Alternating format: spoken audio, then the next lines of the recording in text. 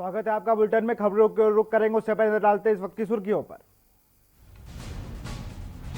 उत्तरकाशी जिले के भ्रमण के दौरान पत्रकारों से सीएम ने की बात, कहा बादलों की तरह हमारी सेवाओं पर मंडरा रहा चीज। उत्तराखंड में अब वर्केशन का न्योता, खूबसूरत वादियों में काम के साथ मिलेगा आराम का मौका। साहसिक गतिविधियों में रुचि रखने वाले लोगों के लिए अच्छी खबर, ऋषिकेश में आज से लीजिए बंजी जंपिंग का मजा। उत्तराखंड में गंगा को स्वच्छ बनाने की मुहिम ने पकड़ी जोर, 76% सीवेज ट्रीटमेंट प्लान बनकर तैयार। नैनीताल में किंग कोबरा और घोड़ा पचार का खूनी संघर्ष, सोशल मीडिया पर वायरल हो रहा वीडियो, सांपों की लड़ाई देखने के लिए भीड़ जमा। बेरुखी के साथ उत्तराखंड से विदा हुआ मानसून, सामान्य से 20% कम हुई बारिश, अंतिम सप्ताह में 50% दिखी कमी। आप देख रहे हैं के न्यूज, खबरों का सारथी। खबर हल्द्वानी से है। मुख्यमंत्री त्रिवेंद्र सिंह रावत द्वारा हल्द्वानी तहसील प्रांगण में आयोजित कार्यक्रम में 62 योजनाओं का लोकार्पण एवं शिलान्यास किया गया, जिसमें 20 योजनाओं की लागत 3,163.56 लाख धनराशि का लोकार्पण और 8,773.21 लाख की 42 योजनाओं का शिलान्यास वैदिक मंत्रों के बीच किया गया। साथ ही प्लाज्मा डोनर राहुल दानी, तारा कोंगा और 6 गरीब अनाथ बच्चियों को उनकी पढ़ाई के लिए 4,93,000 के चेक वितरित किए गए। कार्यक्रम को संबोधित करते हुए मुख्यमंत्री त्रिवेंद्र सिंह रावत ने संबोधित करते हुए कहा कि प्रदेश में भ्रष्टाचार मुक्त एवं पारदर्शी सरकार देना हमारा लक्ष्य है। मुख्यमंत्री समाधान पोर्टल 1905 में मिली 30,000 समस्याओं का समाधान किया गया है।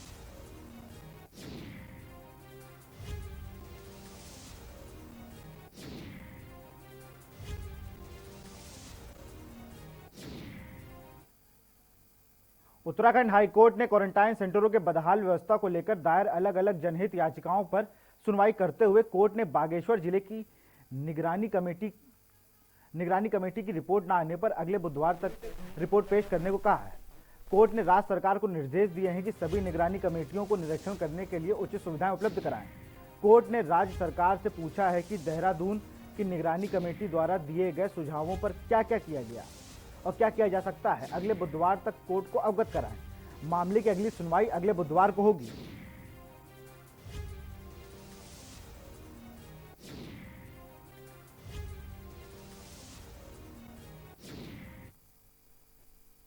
आज कोविड मामलों की सुनवाई करते हुए माननीय उच्च न्यायालय ने सभी कमेटियों द्वारा दिए गए सुझावों पर गौर करते हुए सरकार को अगली तारीख तक जवाब देने के लिए कहा है।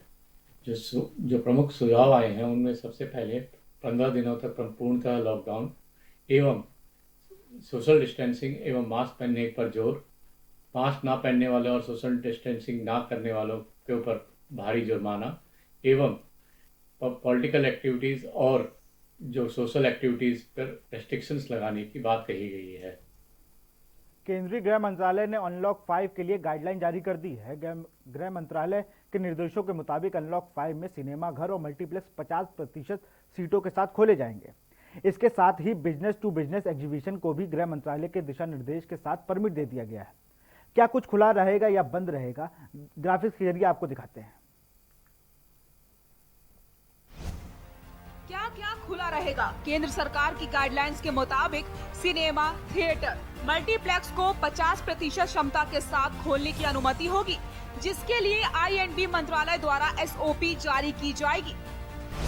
Cinema hall, multiplex, swimming pool को स्पोर्ट्स पर्सन की ट्रेनिंग के लिए, एंटरटेनमेंट पार्क को 15 अक्टूबर से फिर से खोलने के लिए नए दिशा निर्देश जारी किए गए हैं। 15 अक्टूबर के बाद अनलॉक 5 में स्कूल और कोचिंग संस्थान खोलने का फैसला राज्य सरकारों को दिया गया है।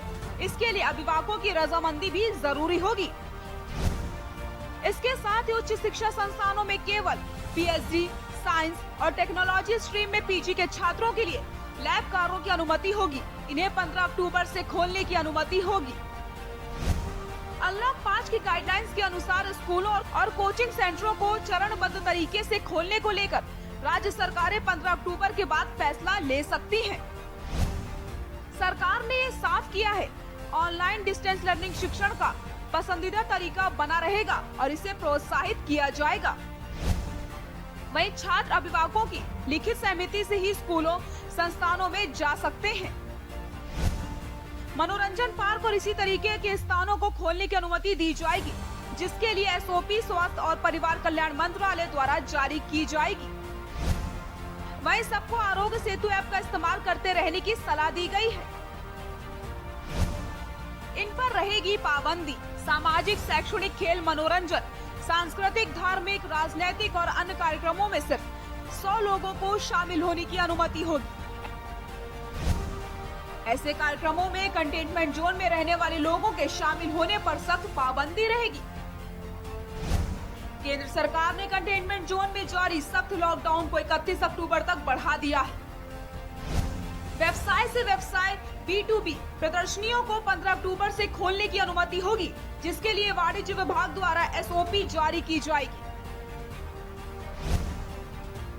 बंद जगहों पर 200 की क्षमता वाले हॉल में आधे लोगों को जाने की इजाजत होगी।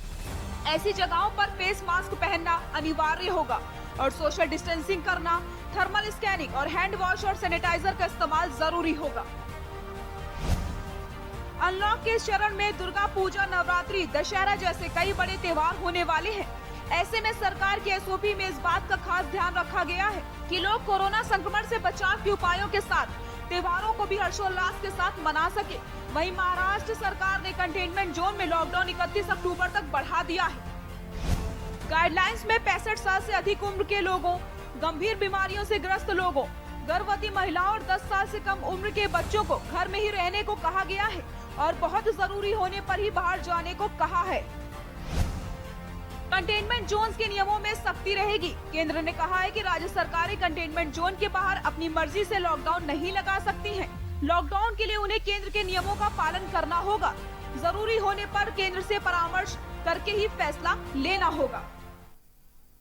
प्रदेश में स्कूल खोले जाने के संबंध में विद्यालय शिक्षा मंत्री अरविंद पांडेय की अध्यक्षता में सचिवालय में बैठक आयोजित की गई। बैठक में अपर मुख्य सचिव श्रीमती राधा रतूड़ी, सचिव श्री आर मीनाक्षी सुंदरम सहित अन्य वरिष्ठ अधिकारी उपस्थित रहे। बैठक के बाद मीडिया सेंटर सचिवालय में मीडिया को जानकारी देते हुए शिक्षा मंत्री अरविंद पांडेय ने बताया कि स्कूलों को खोले जाने के संबंध में कोई भी निर्णय स्कूलों के प्रबंध अभिभावकों सहित संबंधित सभी पक्षों के साथ विचार विमर्श के बाद ही किया जाएगा।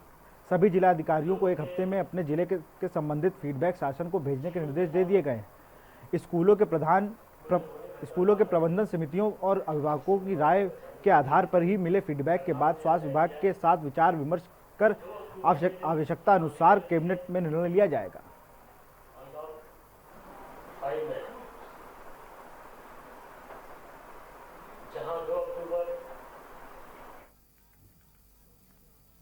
साहसिक गतिविधियों में रुचि रखने वालों लोगों के लिए अनलॉक 5 में एक अच्छी खबर लेकर आया है। तीर्थ नगरी कौडिल्या से मनुकिरेती तक इको टूरिज्म जोन में रिवर राफ्टिंग शुरू होने के बाद गुरुवार को यमकेश्वर के मोहन चट्टी क्षेत्र में बंजी जंपिंग भी शुरू कर रही है। रोमांच का यह साहसिक खेल पर पूरे 6 महीने बाद शुरू हो रहा है। देखिए हमारी ये पूरी रिपोर्ट। ऋषिकेश में अब मिलेगा बंजी जंपिंग का मजा।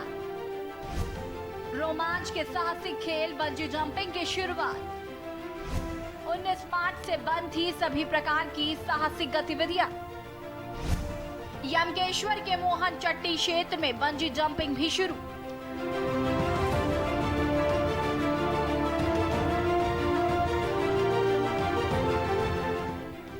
साहसिक गतिविधियों में रुचि रखने वाले लोगों के लिए अनलॉक 5 में अच्छी खबर है। तीर्थ नगरी के कौड़ियाला से मुनिकिरेती तक इको टूरिज्म जोन में रिवर राफ्टिंग शुरू होने के बाद यमकेश्वर के मोहन चट्टी क्षेत्र में बंजी जंपिंग शुरू हो रही है।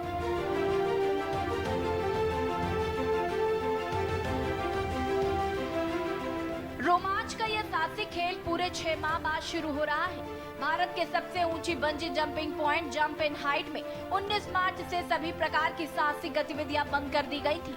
यमकेश्वर के मोहन चट्टी क्षेत्र में जंप इन हाइट संस्था बंजी जंपिंग सहित जॉइंट स्विंग व फ्लाइंग फॉक्स की साहसिक गतिविधियां संचालित करती है। यहाँ 83 मीटर की ऊंचाई वाला भारत का सबसे ऊंचा बंजी जंपिंग व जॉइंट स्विंग पॉइंट है। साथ ही 1 किलोमीटर लंबा फ्लाइंग फॉक्स प्लेटफॉर्म है। यहाँ प्रतिदिन बंजी जंपिंग व अन्य गतिविधियों के लिए औसतन 60 से 80 पर्यटक पहुँचते हैं।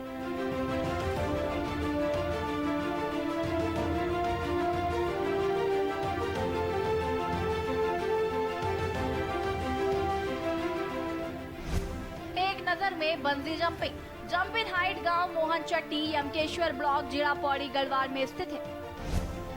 यह भारत का सबसे ऊंचा 83 मीटर हाइट वाला पॉइंट है।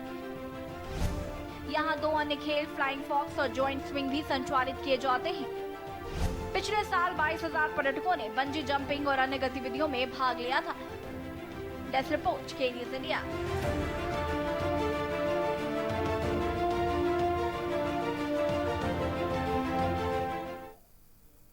सितारगंज के खटीमा रोड पे पेट्रोल पंप के पास हुआ एक बड़ा हादसा जिसमें 2 लोगों की मौत हो गई। मौके पर पहुंचे स्थानीय पुलिस प्रशासन के अधिकारी और शव को अपने कब्जे में लेकर पहुंचाया CHC सामुदायिक स्वास्थ्य केंद्र सितारगंज। वहीं उपस्थित चिकित्सा अधिकारी डॉक्टर राजेश आर्या जी ने बताया कि यह दोनों राजनगर शक्ति फार्म के रहने वाले हैं, जिनका नाम कालू मिस्त्री और जीवन मंडल है। यह लोग काटन का काम करते हैं और खटीमा रोड की तरफ से ही काटन करके कहीं से आ रहे थे, तभी किसी अज्ञात कैंटर ने इनको टक्कर मार दी और मौके पर ही दोनों की मृत्यु हो गई। इनको जब सामुदायिक केंद्र में लाया गया और देखने पर पता लगा कि इन दोनों की मृत्यु हो गए हैं। मौके पर स्थानीय पुलिस प्रशासन के अधिकारी पहुंचे और बात को संभालते हुए बताया कि हमने आपके आने से पहले ही सारी कार्रवाई कर दी है, आपको घबराने की कोई आवश्यकता नहीं है। आगे भी जो कार्रवाई होगी PM आने के बाद जरूर की जाएगी।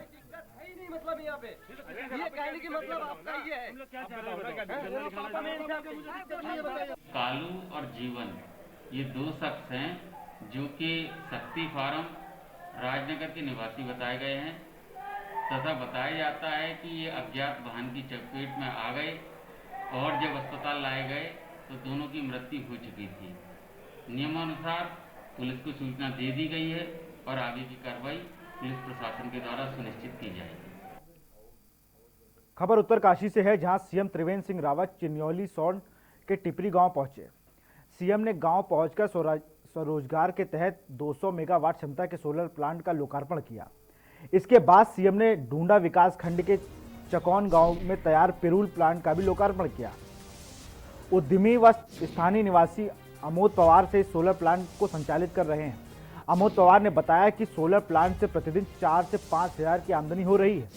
इसी दौरान CM त्रिवेंद्र सिंह रावत ने सोलर प्लांट के प्रोजेक्ट को बेरोजगार युवाओं के लिए प्रेरणा स्रोत बताया है। कार्यक्रम के दौरान CM ने यमुनोत्री क्षेत्र के लोगों को संबोधित करते हुए कहा कि उत्तराखंड में चीड़ पर्याप्त मात्रा में है। चीड़ से प्राप्त ली से 17 प्रकार के चीजें बनते हैं और जो रोजगार का सबसे बड़ा साधन बनता जा रहा है। वहीं स्वरोजगार के लिए फार्मिंग कॉन्सेप्ट की लागत 1000 करोड़ रखी गई है।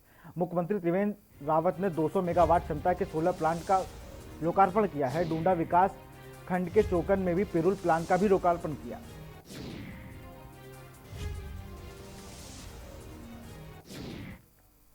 योजना जब प्रारंभ होती है तो शुरुआत में उसमें कुछ दिक्कतें आती हैं, लेकिन हमने देखा कि पिछले 2 महीने में काफ़ी उसमें सुधार आया है। बैंकों पर हम लगातार दबाव बनाए हुए हैं और बैंक धीरे धीरे सरकार को सहयोग करने की स्थिति में आए हैं। लेकिन जो योजना मैंने आपको बताई, जो सोलर स्वरोजगार योजना है, इसमें बैंक को कोई तकलीफ नहीं हो। देहरादून में संगठन की मजबूती के साथ ही आगामी रणनीति को लेकर उत्तराखंड कांग्रेस नवनियुक्त प्रभारी देवेंद्र यादव की अध्यक्षता में बैठक हुई। वर्चुअल कॉन्फ्रेंस के जरिए कांग्रेस जिला अध्यक्षों और महानगर अध्यक्षों के साथ मंथन किया गया। वहीं कांग्रेस प्रदेश अध्यक्ष प्रीतम सिंह भी इस वर्चुअल कॉन्फ्रेंस में उपस्थित रहे। कांग्रेस प्रदेश अध्यक्ष प्रीतम सिंह ने पत्रकारों से बातचीत में कहा कि जिला अध्यक्षों और महानगर अध्यक्षों के साथ हुई बैठक में संगठन की मजबूती को लेकर चर्चा की गई है। इसके साथ ही पार्टी पदाधिकारियों ने अपने विचार रखे और सुझाव भी दिए।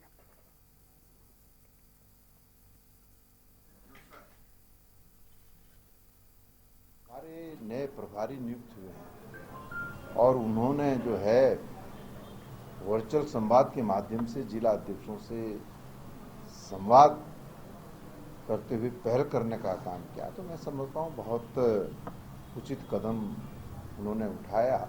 और राजनीति में जब हम बात करते हैं तो जिले की जो नब्ज है जिले की जो बात है, जिले में जो समस्याएं हैं, उससे जो है जिलाध्यक्ष से बेहतर कोई दूसरा उसको जान नहीं सकता। खबर सितारगंज से है, जहां नानक मत्ता मंडी परिसर में इलाके के किसान अपने अपने ट्रैक्टर ट्रॉली से पहुंचे और अपने साथ इलाके के तमाम किसानों को भी ले आए। वहीं इस दौरान उन्होंने मंडी परिसर में मीटिंग की। मीटिंग कर कहा, सरकार अगर हमारी मांगे नहीं मानती है तो हम किसान भी सरकार के सामने नहीं झुकेंगे। इस संबंध में कांग्रेस पार्टी ने पूरा दमखम लगाकर रैली को सफल बनाया।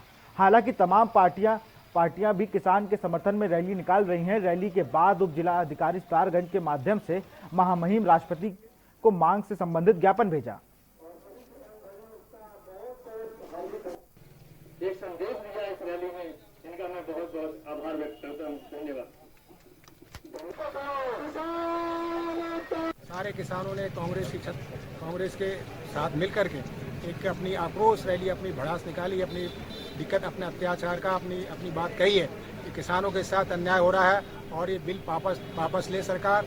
और जो ये बिल है ये वास्तव में किसान विरोधी बिल है, किसान विरोधी कानून है। अगर ये लागू हो गया तो निश्चित तौर पर जो बड़े बड़े कारपोरेट जैसी कंपनियां हैं वो किसानों को गुलाम बना लेंगी, किसानों की उपज को औने पौने दामों में ले जाएंगे, उनका एक अधिकार होगा। तो इसलिए हम चाहते हैं ये काला कानून वापस हो।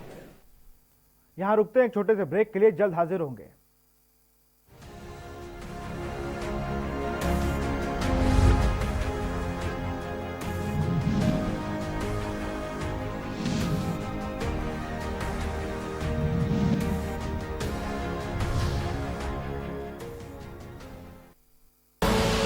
आप देख रहे हैं के न्यूज, खबरों का सारथी।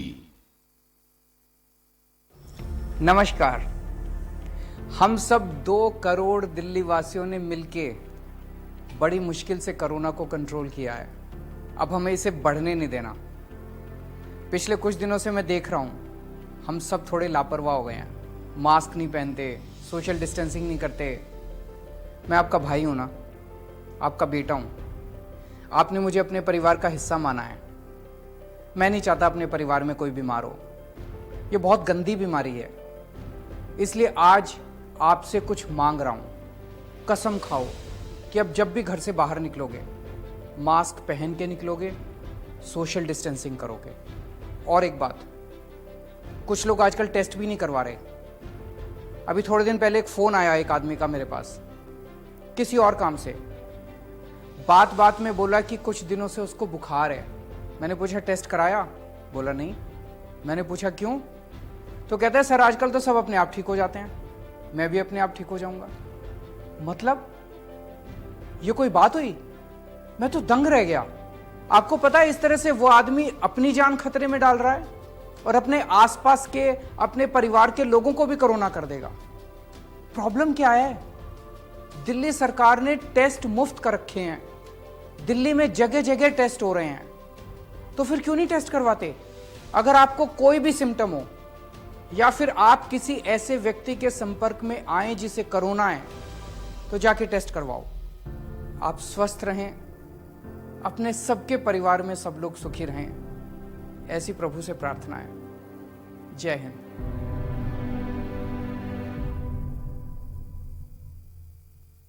खुदी को आजमाया है तो ये अंदाज आया है, खुदी को आजमाया है तो ये अंदाज आया है। तुम में भी मैं हूं, शुद्ध प्लस पान मसाला।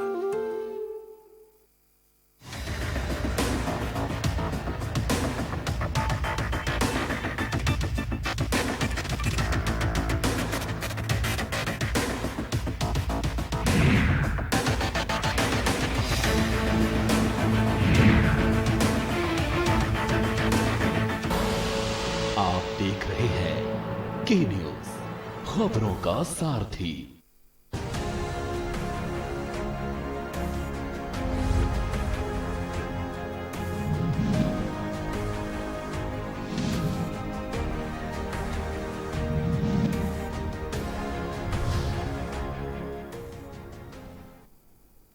ब्रेक के बाद आपका स्वागत है। बढ़ते हैं खबरों की ओर। उत्तराखंड में सरकार में मंडी आयोग के उपाध्यक्ष राजपाल सिंह काशीपुर पहुंचे।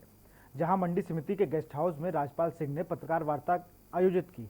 पत्रकारों से रूबरू होते हुए राज्यपाल सिंह ने बताया कि केंद्र सरकार किसानों के आत्मनिर्भर बनने के लिए प्रयास कर रही है, लेकिन देश के किसान विपक्षी पार्टी और अनाज माफियाओं के बहकावे में आकर प्रदर्शन करने के लिए सड़कों पर उतर रहे हैं।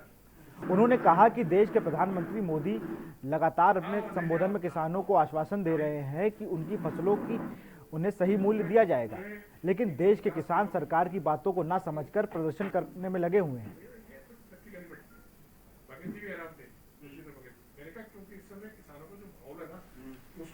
उसका पूरा मूल्य मिलेगा, किसान का धान तुलेगा। किसान क्यों इसका विरोध कर रहे हैं, मुझे तो अभी तक यही नहीं समझ आई। तो मैं तो आपके माध्यम से किसानों को ये कहना चाहूँगा कि थोड़ा सा संयम रखिए, थोड़ा इंतजार कीजिए, आपको निश्चित इसका भरपूर लाभ मिलेगा। माननीय प्रधानमंत्री जी ने अपने हर संबोधन में, बल्कि वो कल भी संबोधन कर रहे जब उत्तराखंड के लिए बोल रहे थे वो, तो उनका यही संबोधन था कि मैं किसानों को ये आश्वासन देना चाहता हूँ कि आपको किसी प्रकार की कोई दिक्कत नहीं आनी चाहिए, आएगी भविष्य में। और आपको मैं किसान के साथ साथ एक व्यापारी भी बनाना चाहता हूँ, ताकि आप फ्री होकर अपना व्यापार भी कर सकते हैं।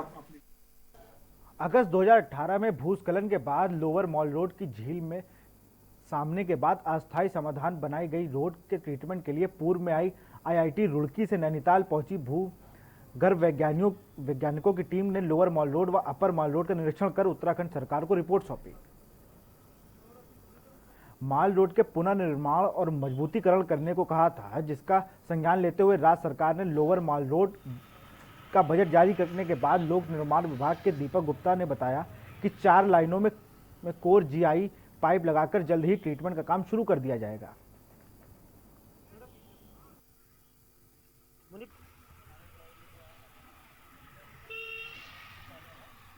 कार्य कि 2018 के अंदर ये रोड हमारा डैमेज हो गया था, उसमें हम लोगों ने इसको रिपेयर और रिस्टोर किया गया था, परंतु IIT के द्वारा इसको पुनः कुछ रीस्ट्रेंथनिंग के लिए रिकमेंडेशन दी गई है।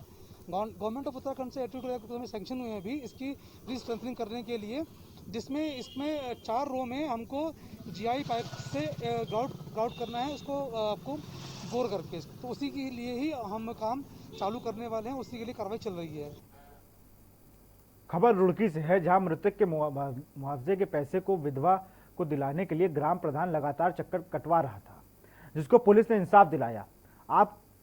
आपको बता दें कि बबलू नामक व्यक्ति मजदूरी का कार्य करता था, जिसकी 20 फरवरी को मजदूरी करते समय छत से गिर जाने के कारण मौत हो गई थी, जिसको लेकर मृतक के ठेकेदारों, मृतक के परिजनों और को मुआवजा देना था, जो पैसे ठेकेदार ने फरवरी से ही बेल्डा गांव के प्रधान सचिन कुमार को सौंप दिया था, लेकिन प्रधान ने वो पैसा परिजनों को नहीं सौंपा। मृतक की पत्नी का आरोप है कि प्रधान सचिन कुमार पैसों को लेकर उनसे तभी से चक्कर कटवा रहा था।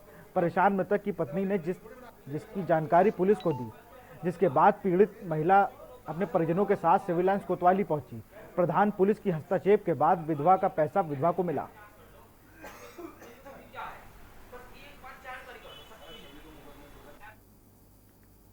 फिलहाल इस बुलेटिन में इतना ही। आगे देखिए सूबा बोलेगा आरिश अजहर के साथ।